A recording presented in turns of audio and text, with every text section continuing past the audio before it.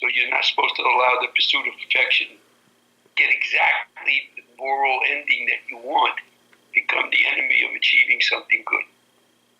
Okay? So now to illustrate how prudence operates, let's take a look at how our greatest presidents used it. And historians usually point out that Washington, Lincoln, and Franklin Roosevelt were our greatest presidents. So we use their terms in office to see how they followed those 3 points. For centuries, political philosophers taught that republics are untenable forms of government because they were afraid that giving citizens too much power would result in total social, economic, and political chaos.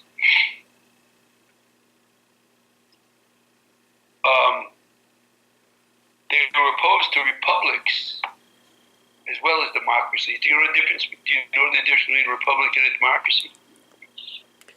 In a republic, This country was founded as a republic, not as a democracy. Now we're a democratic republic, but it took 200 years for that to happen. The difference is that a republic is a kind of a compromise between a monarchy and democracy. Because a republic allows some people to vote, but they don't have to allow all people to vote. So if we think back to 1788, when our Constitution was written, you can recognize all the groups that the law disallowed from voting. What's the first group? Brantley was the first one. Landowners. Jennifer Brantley. What's the first group that couldn't vote? Could not vote. Oh, Yeah. Women. That's it. So you picked up on the Jennifer part. Yeah. And that's 52% of the population. Yeah. What's the second group? racial minorities. What do you mean? If you mean blacks couldn't vote. Even free blacks couldn't vote. Well, but Latino is And then- Asian. And then the non-property owners couldn't vote. So when you add that group up, that's like 75% of the population. So because 25% of the population could vote, according to our Constitution of 1788, that made us a republic, but it didn't make us a democracy. But the vote has extended for 200 years, and now we're a democratic republic where everyone can vote, but instead of voting directly on every issue, we elect representatives to do our voting for us. And every 2 or 4 years, we decide whether we want to keep them or not. And when I say everyone votes, there are some common sense exceptions. So, for example, a visitor to the United States from Ghana can't vote in our elections. Someone who's insane and thinks they're living on Mars can't vote for elections. And also, convicted felons can't vote for.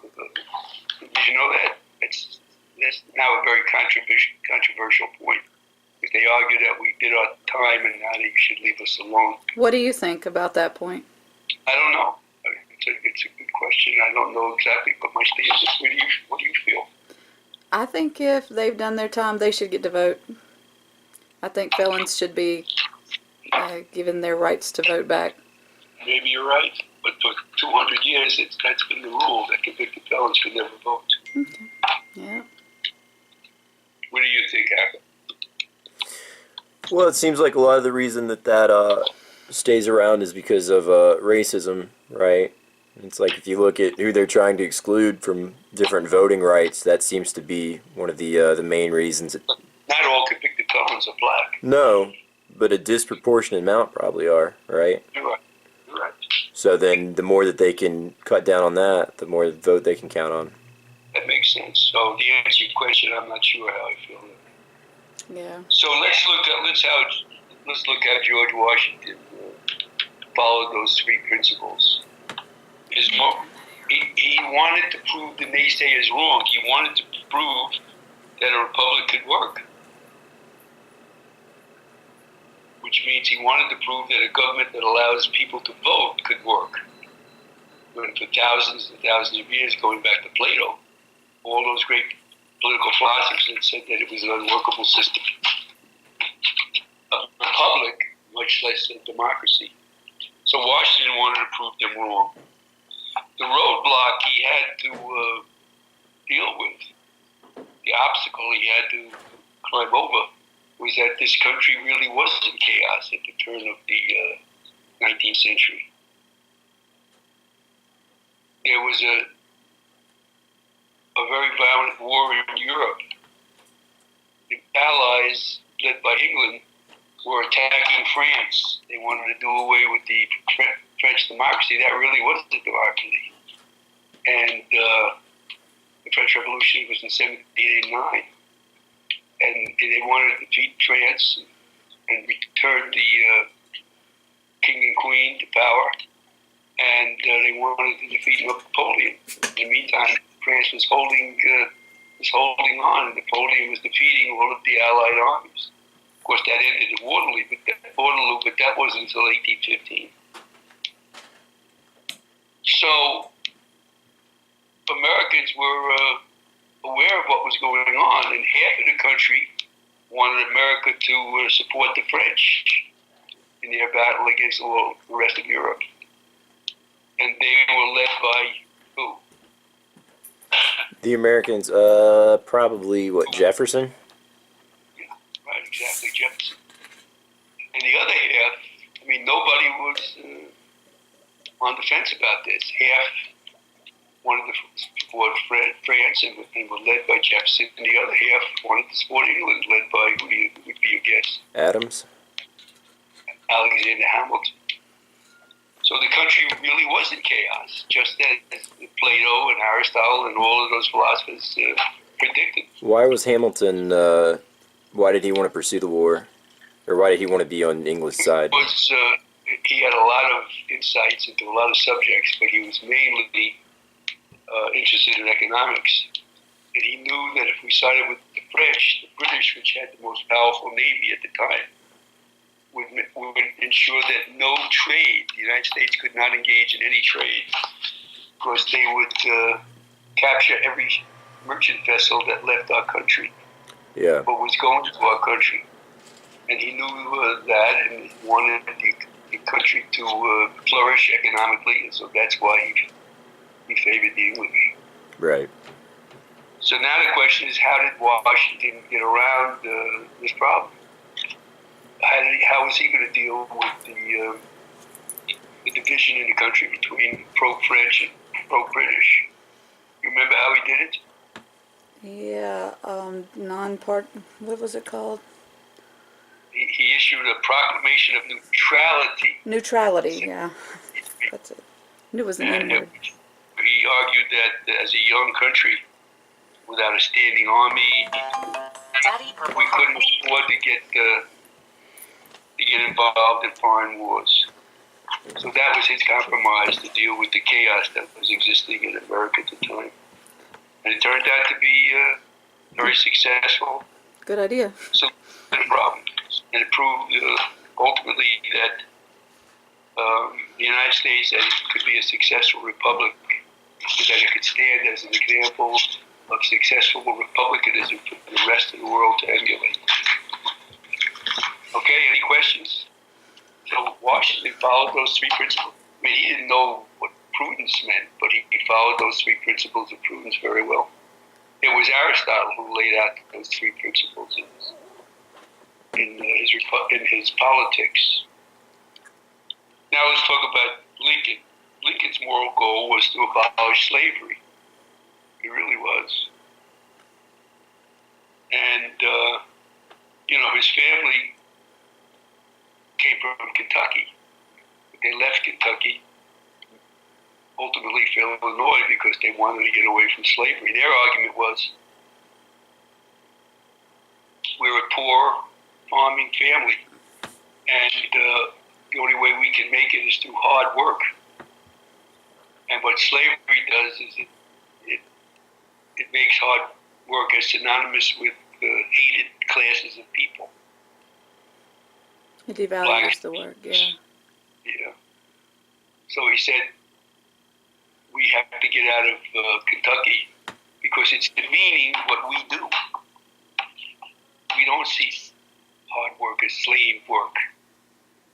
And so when Lincoln founded the Republican Party, that was their first principle, that they were going to defend the dignity of hard work, working class people to make it in this country. And of course, Lincoln remains the prime example from the log cabin to the White House through his hard work. Now, the obstacles that Lincoln faced was, of course, the South. They weren't going to give up slavery. But Northerners weren't particularly interested in fighting for black freedom either. So the question now became, how are you going to, after Fort Sumter, how are you going to convince Northern families to send their sons, brothers,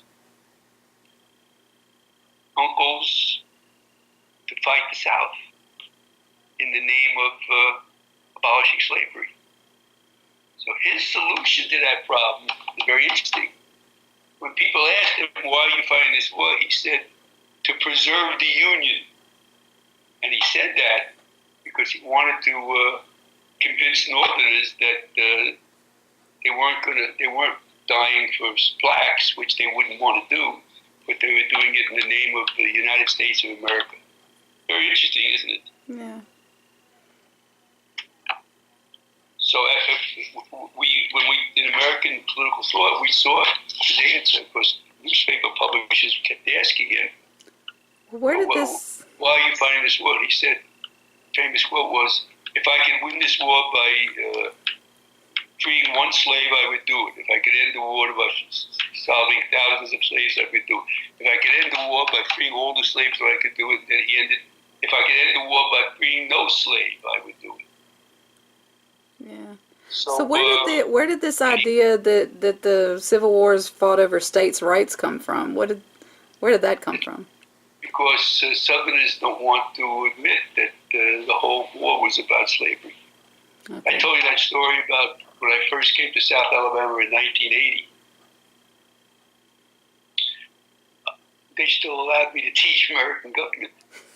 I love teaching American government because it gave me a feeling of because there were people from all disciplines there, of how people were being educated in high schools. So when it came time to describe the difference between a republic and a democracy, naturally we had to say that blacks were excluded from voting and how horrible it was the way blacks were treated. And I made a mistake of using an example of how they wouldn't even allow blacks, Christian preachers wouldn't even allow blacks to come to their services in the name of Christianity. So when the class was over, a girl in the back said, "Can I talk to you?" It's usually girls that I get involved with. I said, "Yes," but her tone said to me something terrible was about to happen. And that's exactly what happened. She said, "I want you to know that I love my grandfather." I'm still not sure where this is going, so I said, "Well, that's wonderful. I love my grandfather too." And my grandfather was a preacher. Now it's starting to settle in. I can see where this is going. And my grandfather didn't allow blacks into his church. So you saying I should hate my grandfather? And my response was to say no, and I ran back to my office. This girl, if you could see the look of that girl's face, you could see big trouble was about to happen. So there it is. Are you saying that you should hate your grandfather? So that's what that's all about. Of course, the Southerners don't want to admit that that's what it was. That 99% of all of the soldiers that died didn't own slaves at all. Right. And they don't want to admit that they were taken for a ride, but of 1% of the population, that's what they were fighting for, to maintain slavery. And they convinced ordinary people like you and me, that in fact we were fighting and dying for stage rights. If you ever have anyone say that to you, just ask them the right to do what? And they'll kind of like stammer, and then they'll say to own slaves, right? So the question then becomes, was Lincoln lying to the Northern soldiers? when he said we're fighting. I guess the answer is yes and no. No, because in order to abolish slavery, he had to defend, he had to defeat the South and reunify the nation. But yes, because it wasn't his primary reason for fighting the war. So, I mean, they were hit the lot, is what I'm trying to say. You couldn't defeat slavery unless you won the war. So if a noble lie is required to meet a prudent goal, then that's okay? Right. And it is a noble lie, just like you first see a noble lie in Plato. And the lie was that it's called the myth of the metals. Right. People want to know. Remember, he divides society up into those three classes: the rulers, the administrators, and the workers. So people want to know, why are they workers? Why are they administrators? Why can't we be rulers? And here again, they could confront mothers with that look in their eye that I confronted with that girl. Why can't my daughter Mary be in the classes for the rulers? So in order to ensure that the mother would kill him, he had to come up with a lie. And remember what the lie was? Yeah, it had to do with the wind and the soil and... Yeah, that by accident, people are born and grow up like plants in soil. And just at random, if you happen to grow in soil, a certain type of soil that has ruling in it, you become a ruler or administrators. But of course, that was a lie, and but that's a noble lie, because the person who in Plato didn't want to be killed by people who were angry that they weren't rulers.